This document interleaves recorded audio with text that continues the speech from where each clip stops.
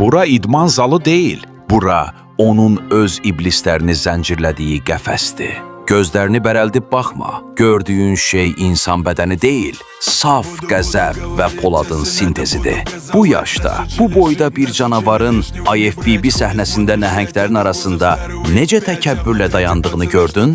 Münsiflər orada bir insan axtarırdılar. Amma qarşılarına sümükləri dəmirdən, əzələləri nifrətdən hörülmüş bir maşın çıxdı.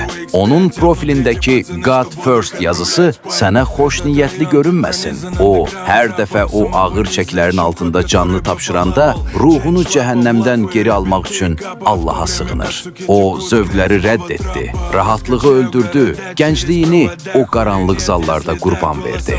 Baxışlarındakı o vəhşi ifadəyə bax. O, çəkiləri sadəcə qaldırmır, onları parçalayır. İndi güzgüyə bax və özünə sual ver.